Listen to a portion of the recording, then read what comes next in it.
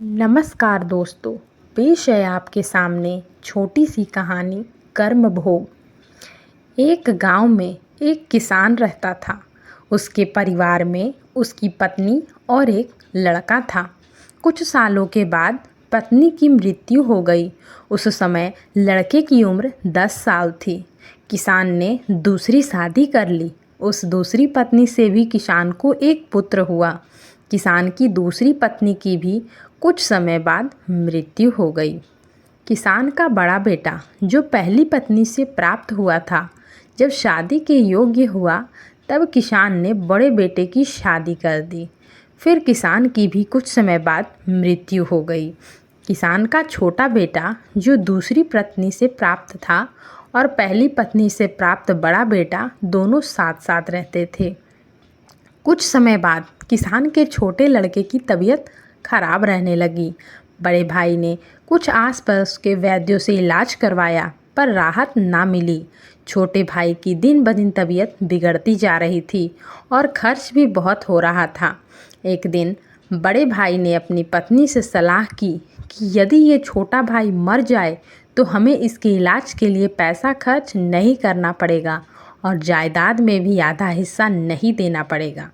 तब उसकी पत्नी ने कहा, क्यों ना किसी वैद्य से बात करके इसे जहर दे दिया जाए, किसी को पता भी नहीं चलेगा, किसी रिश्तेदारी में भी कोई शक नहीं करेगा कि बीमार था, बीमार से मृत्यु हो गई। बड़े भाई ने ऐसे ही किया।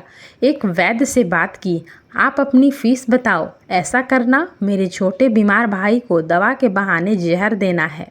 वैद्य ने बात मान ली और लड़के को जहर दे दिया और लड़के की मृत्यु हो गई।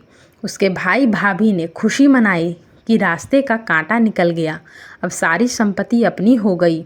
उसका अंतिम संस्कार कर दिया गया। कुछ महीनों पश्चात उस किसान के बड़े लड़के की पत्नी को लड़का हुआ। उन पति पत्नी ने खूब खुशी मनाई, बड़े ही लाड प्यार से लड़के की परवरिश की। कुछ ही गिने वर्षों में लड़का जवान हो गया। उन्होंने अपने लड़के की शादी भी कर दी। शादी के कुछ समय बाद अचानक लड़का बीमार रहने लगा। माँ बाप ने इलाज के लिए बहुत वैद्यों से इलाज करवाया। जिसने जितना पैसा मांगा सब दिया ताकि लड़का ठीक हो जाए।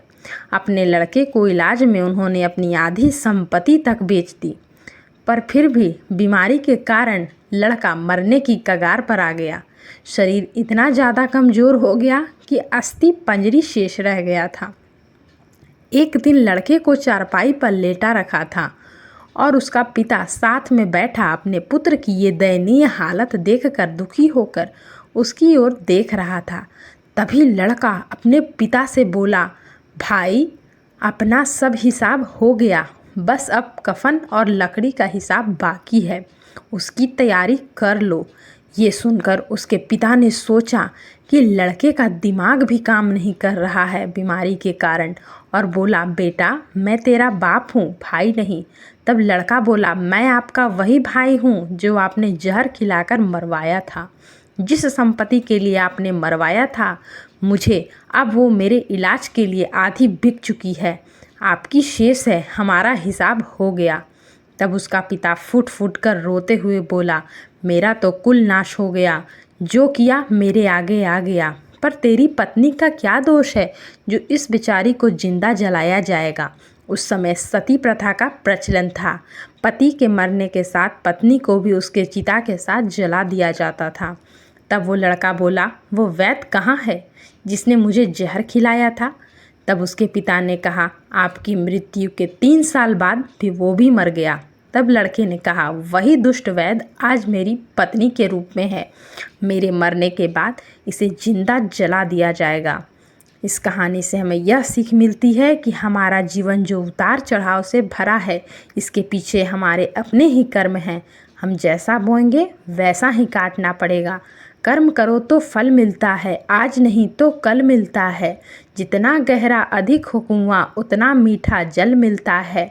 जीवन के हर कठिन प्रश्न का जीवन में ही हल मिलता है। सदैव प्रसन्न रहिए, जो प्राप्त है पर्याप्त है, जिसका मन मस्त है उसके पास समस्त है।